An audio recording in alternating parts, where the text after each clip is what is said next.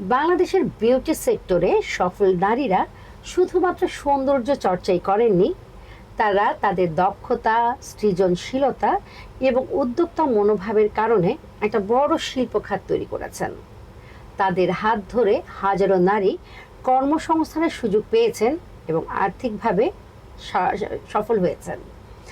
তেমনি আমাদের কানিজ আলমাজ খান, যিনি পার্সোনা বিউটি সালনের স্বত্বাধিকারী, তিনি আধুনিক রূপচর্চাকে একটা দারুণ নতুন মাত্রা যোগ দিয়েছেন।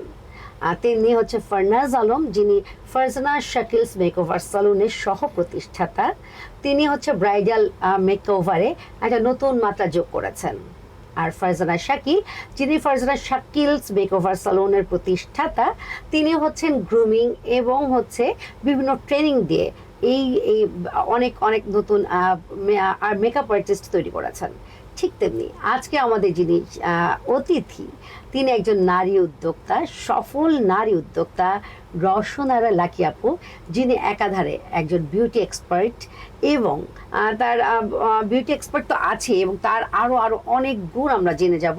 আমাদের পুরো অনুষ্ঠান জুড়ে আমাদের সঙ্গে থাকবেন, তার জানা অজানা অনেক কথাগুলো আমরা আজকে শুনবো।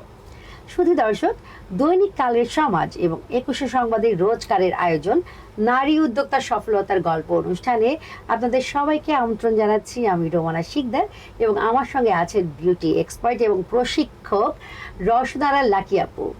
আপু, আসসালামু আলাইকুম। ওয়ালাইকুম আসসালাম আপু, কেমন আছেন? ভালো আছি, আপনি ভালো আছেন? জি আলহামদুলিল্লাহ। আপু, আমি তো আমার মতো করে আপনার পরিচয়টা দিলাম, আপনি একটু আপনার নিজের পরিচয় এবং কি কি কাজ করছেন একটু দর্শকদের ছোট করে বলবেন। আমার নাম রওশনারা লাকি, আমি বিউটি সেক্টরে আছি, প্লাস আমার একটা বিউটি স্যালন আছে, নাম রূপসী মেকওভার অ্যান্ড বিউটি স্যালন। এটা রামপুরা বনশ্রী ডি ব্লক 4 নম্বর রোডে। তো এই তো আচ্ছা আপু, আপনার জন্ম এবং বেড়ে ওঠাটা যদি একটু বলতেন। আমার জন্ম গিয়ে সবুজবাগ লোকেশনে। আমার দাদার বাড়ি, নানার বাড়ি, আমার বাড়ি সব ওখানেই আমি। আর আমার বাবার জন্ম এখন মিনি কক্সবাজার নামে যে হয়েছে ওখানে। টোটাল আমরা ঢাকার মানুষ। আচ্ছা আচ্ছা আচ্ছা আপু, এবার একটু জানতে চাই যে এত কিছু থাকতে মানে উদ্যোক্তা আপনি হলেন, মানে বিউটি এক্সপার্ট হলেন, মানে আপনি কাপড়ের ব্যবসা করতে পারতেন, খাবারের করতে পারতেন, কিন্তু বিউটি এই সেকশনে এটা কেন এলেন? অ্যাকচুয়ালি প্রথমে আমি অ্যাকচুয়ালি গ্র্যাজুয়েট করা। তো ছোটবেলা থেকে আমি বিভিন্ন ইয়েতে ছিলাম, প্রোগ্রামে ছিলাম। যেমন প্রশিকা নামে একটা এনজিও ছিল, ওখানে আমি টিচার্স হিসেবে কাজ করেছিলাম। হ্যাঁ, টিচার ছিলাম। দুস্থ বাচ্চা, তারপর বড় যারা অশিক্ষিত মহিলা, যেটাকে বলে আমাদের নারী, হ্যাঁ, ওদেরকে আমরা ট্রেনিং করাতাম, মানে ক্লাস করাতাম। আচ্ছা, সেই আমি যখন 9-এ পড়ি তখন থেকে 9 থেকে ইন্টার পর্যন্ত তো এদেরকে আমি সুন্দর ক্লাস করাতাম। তারপর টেইলারি কাজ করেছি, গ্রাফিক্স ডিজাইন ওপর কাজ করেছি, অনেক অনেক অনেক আরও অনেক কিছু কাজ করেছি। তো ওই হিসাবে চিন্তা করে তো আমার এক বোন বলল, আমরা তো অনেকগুলো বোন, তো বলতেছে যে এই বিউটিটা আমরা এখানে ভর্তি করলে মনে হয় বেটার হবে। হ্যাঁ, তো এটা শিখলে অনেক ভালো হবে। তখন আমি এটাতে আর কি আন্তরিক হয়ে উঠলাম। চমৎকার। আচ্ছা আপু, আপনার কি মনে হতো যে আপনি যখন ছোট ছিলেন তখন কি মনে হতো যে আপনার নিজস্ব, মানে আপনার নিজের নামে সবাই আপনাকে চিনবে, এরকম কি কোনো ব্যাপার ছিল? হ্যাঁ, অবশ্যই ছিল, এখনো আছে। অতি ফার্স্টে অবশ্য আমার বাবা চাইতেন যেন আমি একটা মানে ডাক্তার হই, তো সেটা আসলে সব মিলে হয়ে ওঠেনি। তো এখন আমার মেয়ে মেডিকেল স্টুডেন্ট, সরকারি মেডিকেল, ওসমানী মেডিকেলে পড়েন, এবার 3rd ইয়ারে আছেন। এটা সবচেয়ে বড় সার্থকতা। তো আমি হতে পারিনি এই বিউটি সেক্টরে হতে, এখন আলহামদুলিল্লাহ আমি পেরেছি। কিন্তু আমার মেয়ে, আমি যে স্বপ্নটা পূরণ করতে পারিনি, আমার মেয়েকে দিয়ে সেটা আমি পূরণ করতে পেরেছি, আলহামদুলিল্লাহ। খুব ভালো। তার মানে আপুর বাবা চেয়েছিলেন আপু ডাক্তার হোক, কিন্তু আপু বিউটি সেক্টরে চলে যাওয়াতে আপুর আর বাবার ইচ্ছা পূরণ করা হয়নি। কিন্তু আপু তার মেয়েকে ডাক্তার বানিয়েছেন তার নিজের অর্থায়নে, তার নিজের টাকা দিয়ে মেয়েকে ডাক্তারি পড়াচ্ছেন। মাশাআল্লাহ, এটা তো খুব চমৎকার একটা বিষয়। সো আপু, আপনাকে অনেক অনেক শুভেচ্ছা। Thank you, এবার আপু। একটু জানতে চাই, আপনি যখন হচ্ছে শুরু করেন, হ্যাঁ, তো আপনার হচ্ছে মূলধনটা কেমন ছিল আসলে? অ্যাকচুয়ালি মূলধন বলতে ছিলই না বলতে গেলে, আমি ছোট করে দিয়েছি। হ্যাঁ, ফার্স্ট আচ্ছা। মনে করেন মোড়া দিয়ে যেটাকে শুরু করা বলে, অনেক দামি চেয়ার ওটা আমার ছিল না। আচ্ছা। ছোট করে ছোট ছোট ছোট ছোট করে আমি একটা করে চেয়ার করলাম, একটা আয়না করলাম, হ্যাঁ, লুকিং গ্লাস যেটাকে বলে ওটা করেছি। তারপর আবার আরেকটা যখন টাকা আস্তে আস্তে করে জমায়া আস্তে আস্তে আস্তে আস্তে করে এরকম করে আমি বাড়িয়েছি। করোনার আগ পর্যন্ত আলহামদুলিল্লাহ আমার প্রায় 25 জন বিউটিশিয়ান কাজ করতো, চমৎকার। কিন্তু করোনার পরে আমি একটু ছোট করেছি। এখন এখন যেহেতু 2টা বাচ্চা মানুষ করতে হচ্ছে, তো ওই হিসাবে মনে করেন আমার এখন 5 জন আমার বিউটিশিয়ান। আচ্ছা আচ্ছা, এই। চমৎকার। তার মানে হচ্ছে আপনি হচ্ছে 5 জনের কর্মসংস্থানের ব্যবস্থা করতে পেরেছেন। জি। আর আমার হচ্ছে গিয়ে আমি যেহেতু ট্রেনার, আমি ব্রাকে এনজিও যে আছে ওখানকার হচ্ছে আমি ট্রেনার। আচ্ছা। হ্যাঁ, ওই দুস্থ বাচ্চা যেটা আছে, আমাদের জোরে পড়া যে বাচ্চা, সেগুলোকে আমরা কাজ শিখাই। ইভেন আমার পার্লারেও আমি বিনা পয়সায় কাজ শিখাই। যারা হচ্ছে ঝরে পড়া, যেমন একটু যে কাজের লোকের মেয়ে আছে বা অনেকের বিয়ে হয়েছে, তাদের হাজবেন্ড নাই, তো সেই ক্ষেত্রে আমি তাদেরকেও খুব হেল্প করি আর কি। চমৎকার। এরকম একটা চমৎকার একটা মনের মানুষ আপনারা শুনতেই পাচ্ছেন দর্শক, দেখতেও পাচ্ছেন যে এই আপুটা রসনারা লাকি আপু, যিনি কিনা হচ্ছে আমাদের হচ্ছে যারা গৃহকর্মে সাহায্য করে তাদের বাচ্চাদের, এবং হচ্ছে যাদের বিয়ে হবার পর স্বামীরা হয়তো তালাক দিয়ে দেয় বা হচ্ছে সংসার করে না, সেরকম নারীদেরকে প্রশিক্ষণের মাধ্যমে তারা হচ্ছে স্বাবলম্বী করে গড়ে তুলতে সহায়তা করছেন। সো তাদের আসলে আমরা আসলে প্রশংসার দাবিদার অবশ্যই। আপনি একটু জানতে চাই যে আপনি কি যখন শিখেছেন তখন মানে বিউটি সেক্টর যখন গেলেন, আপনি কি কোথাও বাইরে থেকে কোথাও মানে কত জায়গা থেকে প্রশিক্ষণ নিয়েছেন? হ্যাঁ, আমি অনেক জায়গা থেকে প্রশিক্ষণ নিয়েছি। আচ্ছা। এখন বিউটি এক্সপার্ট ছিল, তারপর হচ্ছে যে কানিজ আলমাস আপু ছিল, আচ্ছা। তারপর আরো বিভিন্ন অনেক মানে আচ্ছা, প্রোগ্রাম আছে, ওখানের মধ্যে আমরা ছিলাম আর কি। ওকে। আপনার যে বিউটি সালুনটা, ওটা আসলে কোথায় অবস্থিত? এটা হচ্ছে রামপুরা বনশ্রীতে। রামপুরা বনশ্রীতে। আচ্ছা, সেখানে আপনার কি কি কাজ করান?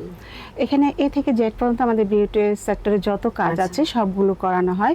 বিশেষ করে rebonding, hair style, makeup, bridal, সব কাজ করানো হয়। কিন্তু এই যে থাকে না একটা জনপ্রিয়তা যে ওই স্যালুনে হচ্ছে এটা খুব ভালো করে, এরকম কি ব্যাপার আছে আপনাদের কোনো, যে সিগনেচার কোনো কাজ যে এটা আপনারা খুব ভালো করেন? অ্যাকচুয়ালি আমাদের সব কাজই ভালো। আরেকটা কথা, আমি আসলে বনশ্রীতে 4 বছর ধরে, কিন্তু আমার লোকেশন আমি খিলগাতে, সবুজবাগে, 2 জায়গায় 3 জায়গায় এখন বর্তমানে ছিলাম আর কি। তো সেই ক্ষেত্রে মনে করেন আমার জনপ্রিয়তা বা খিলগাঁও লোকেশনে বেশি। আর রামপুরাতে আমি এসেছি 4 বছর, আলহামদুলিল্লাহ এখানে ভালো সাড়া পাচ্ছি। চমৎকার চমৎকার। আপু এবার একটু বলবেন যে আমরা যারা হচ্ছে নারী পুরুষ নির্বিশেষে আসলে সকলের মানে কোনো না কোনো প্রতিবন্ধকতা থাকে, তো সেখানে আপনার প্রতিবন্ধকতা কি ছিল এবং সেটাকে কিভাবে ওভারকাম করেছেন? প্রতিবন্ধকতা ছিল আমার বাবা। আমার বাবা অ্যাকচুয়ালি উনি হচ্ছে একজন সমাজের বড় একজন মানে বিচার করে যেটা, সে আমলে তো আমার বাবা আর কি ওরকম ছিলেন। তো আব্বা আর কি মানে চাননি, হ্যাঁ, পছন্দ করেননি যে আমি এই সেক্টরে যাই। তুমি স্কুল করো, আমি তো আছি, তোমাকে স্কুল করে দিতে পারি, বা তোমাকে আমি অন্য সেক্টরে আমি নিয়ে যেতে পারি, তুমি কেন এটার মধ্যে যাবা? সেই দিকে আমাদের সেই সময় 2000 সালে ঘটনা দেখেন, আসলে আমাদের বিউটি এটা ইন্ডাস্ট্রিটা আর কি কেউ পছন্দ করতো না। এখন কিন্তু আমরা আলহামদুলিল্লাহ সবাই এই জিনিসটাকে আমরা ভালো মনে করছি, সবাই একটা একটা ভালো জায়গার মধ্যে ভালো মনে করছি। তো আমার আব্বা যখন বুঝালো, তখন আমার আব্বাকে আমি বুঝিয়েছি, আব্বু তো আসলে কি এটা তো না, আমরা আসলে কি এটা ব্রাইডাল বউ সাজাই, তারপর একটা হেয়ারের যে একটা সৌন্দর্য বৃদ্ধি করা হয় সেগুলো করি। তখন ওনাকে যখন বোঝানো হলো, তখন উনি আচ্ছা ঠিক আছে আলহামদুলিল্লাহ করো, কিন্তু তুমি বাইরে করতে পারবে না, কিন্তু আমার বাড়িতেই করবে। তো আমার বাবা কি করলো, আমার জন্য সুন্দর করে একটা বিল্ডিং করে দিল সে আমলে, এই আর কি। আসলে ব্যাপারটা ওরকমই ছিল, কারণ আগে আমাদের বিউটি স্যালনগুলোতে বা পার্লারে তখন হচ্ছে মেসেজের নামে কিছু অশালীন কাজকর্ম হতো ওই সময়ে। তো এই কারণে আসলে কিছু মানুষের কারণে আমাদের বিউটি সেক্টরটা আসলে তখন হচ্ছে তোপের মুখে পড়ে। কিন্তু এখন হচ্ছে মানুষ বিউটি বানিয়ে, এখন মানুষ অনেক বিউটি সচেতন, তারপর স্কিন কেয়ার সচেতন। সো এখন আর ওই ধারণা আসলে নেই, এখন সবাই বিউটি এবং মানে স্কিন কেয়ারের জন্য আসলে অনেক বেশি অস্থির। হ্যাঁ, আপনি এবার একটু জানতে চাই, আপনি যখন শুরু করেন, হ্যাঁ, তো তখন আপনি মানে যখন আপনি যে শোরুম নিলেন, প্রথম ক্লায়েন্ট যখন আসলো এবং আপনি কাজ করবার পর সে যখন রিভিউ দিলে খুব ভালো হয়েছে এবং টাকা দিল, তখন আসলে আপনার কেমন মনে হয়েছিল, কেমন ফিল হচ্ছিল? তখন খুব ভালো লেগেছে, এটা আমি বলবো আলহামদুলিল্লাহ। ওই টাকাটা আমি নিজের জন্য খরচ করিনি, ওটা আমি মসজিদে দিয়ে দিয়েছি। আচ্ছা। আবার ফার্স্ট যে ইনকামটা ওটা আমি মসজিদে দিয়েছি, এই আর কি। বাহ, চমৎকার, খুব ভালো লাগলো। আপু এবার একটু জানতে চাই যে আমাদের যারা হচ্ছে নতুন, যারা চিন্তা করেন, অনেকেই থাকে না যে বাইবর্ন চুল কাটতে পারে বা হচ্ছে স্কিন কেয়ার নিয়ে বা রূপ চর্চা নিয়ে অনেক কিছু জানে, তো তারা যদি হচ্ছে মনে করে যে আমার কিছু টাকাও আছে বা আমি এই ব্যাপারটা, এই বিউটি স্যালুন এই বিষয়টা করতে চাই, তো সেক্ষেত্রে আপনি তাদের, নতুন যারা আর কি বিউটি নিয়ে কাজ করতে চাচ্ছেন, তাদের কি আপনি আর কি মনে হয় যে প্রশিক্ষণের জরুরি আছে, প্রশিক্ষণ নেওয়াটা জরুরি কতখানি? অবশ্যই, আসলে নিউ এখন বলতে গেলে অনেক কিছুই বলা লাগে, কারণ এখন হচ্ছে আমাদের সার্টিফিকেটের দাম, তাই না? যে যত বেশি সার্টিফিকেট অর্জন করছে তার তত দাম, কিন্তু দুঃখের সাথে জানানো যাচ্ছে এটা আসলে ঠিক না। সার্টিফিকেট মেইন না, আগে আপনার হাতের কাজ জানতে হবে। হাত হচ্ছে মেইন, আমার কাজটা আমার হাতে দেখাতে হবে। একটা ক্লায়েন্ট যখন আমাদের কাছে আসে তখন তাকে আমরা কি ইমপ্রেস করব? কাজ দিয়ে, তাই না? তাকে কাজটা যদি আমরা সুন্দর না দেখাতে পারি, সে আপনাকে সার্টিফিকেট দেখে একবার আসলো, দ্বিতীয়বার কিন্তু সে আসবে না। সে আসবে কি? কাজের মাধ্যমে। এজন্য আমি আশা করব নিউ বর্ন যারা আছেন তারা অবশ্যই, আসলে কাজ শিখে ফেললাম হয়ে গেল কিন্তু না, অবশ্যই আমাদের প্র্যাকটিস করতে হবে। মেইনলি হচ্ছে আমাদের প্র্যাকটিসটা হচ্ছে আমাদের 1 নাম্বার কাজ। চমৎকার বলেছেন আপু, যে আপনার হাতের যে দক্ষতা, আমরা অনেক সময় দেখি যে অনেক সার্টিফিকেট আছে, বাট উনি হয়তো নিজে কাজ করছেন না, অন্যকে দিয়ে করাচ্ছেন, আবার হয়তো নিজে করছেন, সেটা খুব একটা ভালো ফিনিশিং হচ্ছে না। তো এই ক্ষেত্রে আপু সেটা বলেছেন যে চর্চা, মানে আপনার প্র্যাকটিস, আপনার এই চর্চা যত থাকবে, আপনার হাতের দক্ষতা। আমরা যখন হচ্ছে নতুন ছবি আঁকতে শিখি, তখন কিন্তু আমরা হচ্ছে মানে কিছু কিছু দাগ দিই, তারপরে শিখি, এরপর কোনো রকম হয়, এরপর আস্তে আস্তে আমি যখন শিখতে থাকি তখন আমার হাতের কাজ এত ভালো হয়, নিখুঁত একটা ছবি তৈরি করতে পারি ক্যানভাসে। ঠিক তেমনি মুখ হচ্ছে একটা মানুষের, একজন বিউটি এক্সপার্টের হচ্ছে ক্যানভাস, যেখানে তিনি হচ্ছে মনের মাধুরী মিশিয়ে একজনকে রূপবতী করে তুললেন, একজনকে সৌন্দর্য সচেতন করে তুলেন। সো তার অবশ্যই প্রশিক্ষণটা অনেক বেশি জরুরি, সঠিক প্রশিক্ষণ নিতে হবে। এবার আচ্ছা আপু একটু বলবেন যে যারা নতুন শিখতে চায় তারা আসলে সরকারি বেসরকারি কোথায় থেকে একটু প্রশিক্ষণ নিতে পারে? অ্যাকচুয়ালি আমাদের বিভিন্ন এখন এনজিও গুলো আছে, এরাও সাপোর্ট দিচ্ছে সরকারের পক্ষ থেকে। অনেক সুযোগ সুবিধা দেওয়া হচ্ছে। তারপর তো বিভিন্ন সেক্টর আছেই, যুব উন্নয়ন আছে, নারী উদ্যোক্তা ফাউন্ডেশন, আমি কিন্তু যুব উন্নয়নের সাথে জড়িত আছি। এরপরে জয়িতা আছে এবং আপনার সরকারি বেসরকারি ব্র্যাক ব্যাংকের সহযোগিতায় এবং অনেক আছে এরকম। আপনার যারা ফেসবুকে আছেন, একটু ঘেটে নেবেন যে আসলে কোথায় কোন কোর্সটা করানো হচ্ছে, একটু খবর রাখলে আপনারা জানতে পারবেন। এবং আমি জানি যতটুকু, সেটা হচ্ছে সরকারি বা ভাবে যখন আপনি শিখতে যাবেন, আপনাকে তারা হচ্ছে একটা কনভিন্স দিবে, আপনাকে খাবারটা প্রোভাইড করবে এবং কোর্স শেষে আপনাকে একটা অ্যামাউন্ট দেওয়া হবে, যেটা দিয়ে আপনি একটা উদ্যোগ জীবন শুরু করতে পারেন।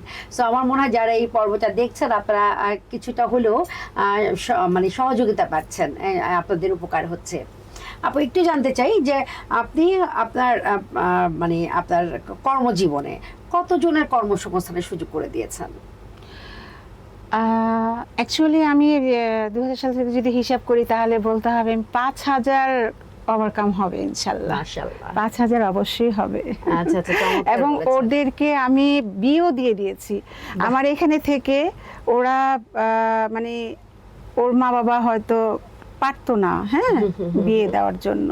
তখন আমি আমার নিজের ঘরের মধ্যে এনে ওই ছেলেদের পক্ষ থেকে কনভিন্স করে আমি আমার ঘরে সুন্দর করে ওদেরকে আমার জিনিসপত্র দিয়ে প্লাস হচ্ছে কিনে টিনে দিয়ে আমি সুন্দর করে ওদেরকে বিয়ে দিয়ে দিয়েছি। চমৎকার। প্রায় আমার এরকম বিয়ে দিয়েছি প্রায় 20 জনের আপ হবে। চমৎকার। আপনি বুঝেন একটা মানুষ কতটুকু মহৎ হলে এই ধরনের মহৎ কাজ করতে পারে। সো আপুর জন্য অনেক অনেক শুভকামনা।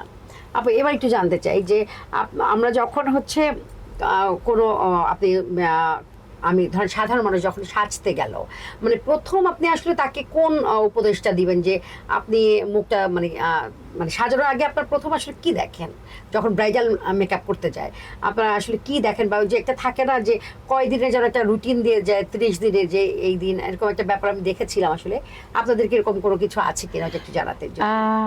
এখন একটা ক্লায়েন্ট হঠাৎ করে যদি আসলো, তাহলে আজকে আমার সাজ বা কালকে সাজ এরকম বুকিং করে যায়, সেই ক্ষেত্রে আমরা কিছুই করতে পারি না। সেটা কি করে আমরা ক্লিনজিং করি, মুখটা ক্লিনজিং করে যেভাবে প্রিপেয়ার করতে হয় স্কিনটা সেরকম করি।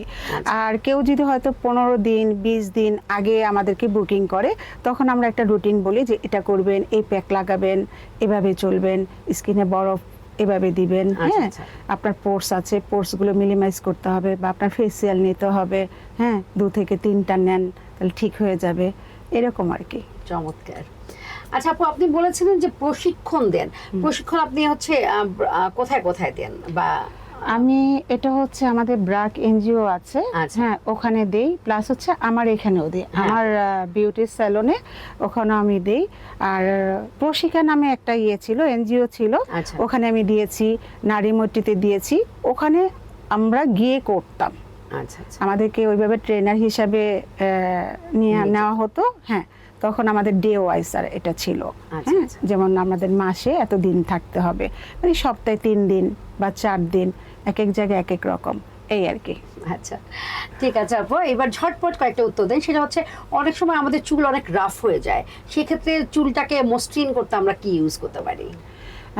আমাদের থেরাপি ক্রিম আছে, ওই ক্রিমগুলো আমরা সাজেস্ট করি যে এটা দিতে হবে, স্পা আছে, প্রোটিন আছে, এগুলো আমরা দিতে পারি। আর যদি বাসায় ঘরোয়াভাবে আমরা করি, যেমন অ্যালোভেরা আছে, তারপর আপনার যে দই যেটাকে বলে, হ্যাঁ, টক দই, এটা দিতে পারি মসৃণ করার জন্য। তারপর চায়ের পাতা আছে, এগুলো আমরা দিতে পারি। অনেক সময় দেখা যায় যে আমাদের অনেকেরই হচ্ছে গালের দিক দিয়ে মেস্তা পড়ে, সেটার কি কোনো সমাধান আছে আপনাদের কাছে, মানে ঘরোয়া? ঘরোয়া অনেক কিছুই এখন আছে। আসলে আমরা সব নারীরা সংসার করতে করতে পাগল হয়ে যাচ্ছি, তাই না? এটা হচ্ছে আমাদের সবচেয়ে বড় সমস্যা। আমরা আসলে কি স্কিনে সানস্ক্রিন ক্রিম ব্যবহার করি না। দেখা যায় আমরা সকালে ঘুম থেকে উঠি তাড়াহুড়া করে, আমরা হাজবেন্ডের জন্য কি করব, বাচ্চার জন্য কি করব, কি খাবো, তাই না? এরকম আমরা চিন্তা করি। কিন্তু আমার যে নিজের জন্য একটা কিছু, যে আমি চুলার দ্বারে যাব, আমাদের তো রান্না করতেই হয়, তাই না? আমাদের চুলার কাছে যেতেই হয়। তো সেই ক্ষেত্রে আমাদের সানস্ক্রিন ক্রিম বাধ্যতামূলক আমাদেরকে দিতে হবে। সানস্ক্রিন ক্রিমটা যদি আমরা দিই, তাহলে আমাদের স্কিনটা জ্বলবে না। হ্যাঁ, ম্যাসটা যে হচ্ছে ঘরোয়া যে পদ্ধতিটা, সেটা আমরা দিব হচ্ছে, আপনি অনেক কিছুই দিতে পারেন, যেমন কাঁচা হলুদের সাথে আপনার লেবু, চিনি, মানে অনেক কিছুই আছে, সেগুলো দেওয়া যায়। অ্যালোভেরা আছে, তারপর চন্দন আছে, শঙ্খের গুঁড়া আছে, এগুলো দিতে পারেন। আবার শঙ্খের গুঁড়ার সাথে সবচেয়ে বড় হচ্ছে বাটার যেটা আছে, অরিজিনাল বাটারটা, এটা হচ্ছে টিপস, নারীদের জন্য খুব ভালো টিপস, অনেকেই আছেন এটা জানেন না। তো অরিজিনাল বাটারটা যদি নিতে পারেন, তো শঙ্খের গুঁড়ার সাথে মিক্স করে একটা ক্রিম বানাতে হবে। ক্রিম বানালে সেটা রাতে মুখের মধ্যে দিবেন আপনারা, ইনশাল্লাহ আশা করি ভালো হবে। হ্যাঁ, চমৎকার চমৎকার, খুব ঝটপট। আপুরা খাতা কলম নিয়ে বসে যান জলদি জলদি। আপু, চুল ফাটা রোধে আমরা আসলে কি করতে পারি? চুল ফাটা রোধে অ্যাকচুয়ালি অনেকে আছে, আমাদের তাওয়াল দিয়ে আমরা কি বলে এটাকে, না পেঁচিয়ে রাখি না, এরকম করি। হ্যাঁ, এটা করা যাবে না, হ্যাঁ, এটা করা যাবে না। তারপর অনেক নারীরা আছে, আমরা ঝাড়ি, এরকম করে ঝাড়া যাবে না। হ্যাঁ, এই সব কারণে কিন্তু আমাদের চুলটা ফাটে। চমৎকার, এই বিষয়টা আমিও জানতাম না। দর্শক আপনারা জেনে নিন জলদি জলদি। আপু, আমাদের অনেক সময় হচ্ছে অনেকের পায়ের তলা, মানে গোড়ালিটা ফেটে যায় শীতে, তো সেটার কি কোনো সমাধান আছে? হ্যাঁ, সেটা আছে। এখন ফাটা অনেকের 2-3 ধরনের ফাটা আছে এখন, আচ্ছা। সেটার উপর ডিপেন্ডেড করে আমরা করি।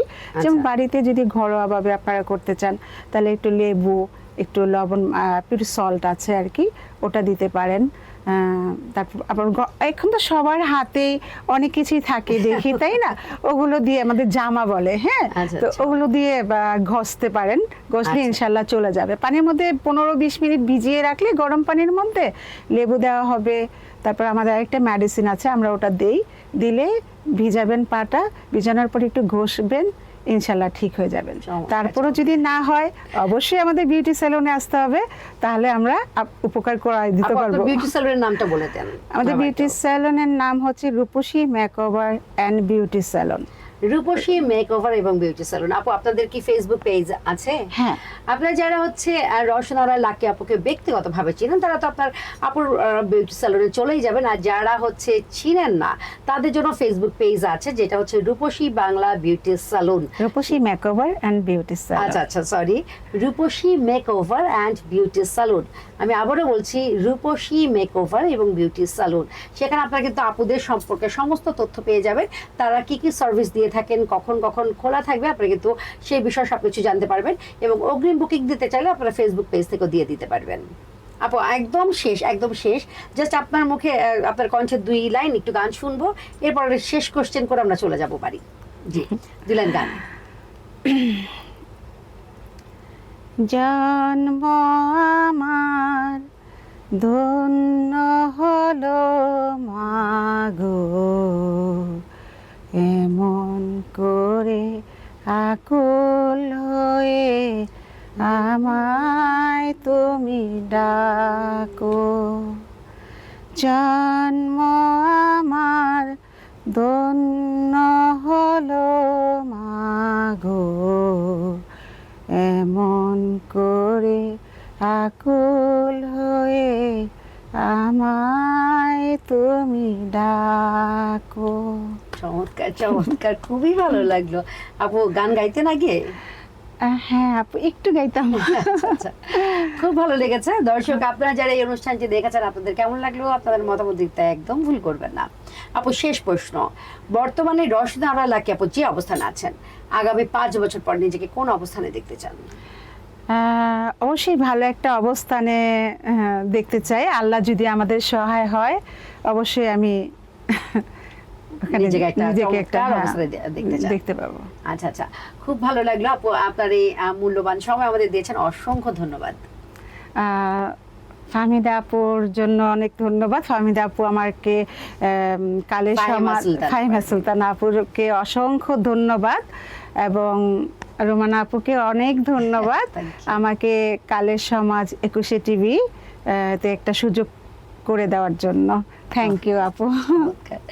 শুধু দর্শক, দৈনিক কালের সমাজ এবং 21 সংবাদের রোজকারের আয়োজন নারী উদ্যোক্তা সফলতার গল্প, এই অনুষ্ঠানটি আপনাদের কেমন লাগলো, এই পর্বটি আপনারা কিন্তু আমাদের অবশ্যই জানাবেন, এবং যারা এই অনুষ্ঠানে আসতে চান আপনারা কিন্তু আমাদের ইনবক্স করে দিতে পারেন। আর আজকে এই পর্যন্ত সবাই সুস্থ থাকুন, ভালো থাকুন, আমাদের সঙ্গেই থাকুন। আল্লাহ হাফেজ, আসসালামু আলাইকুম। আসসালামু আলাইকুম।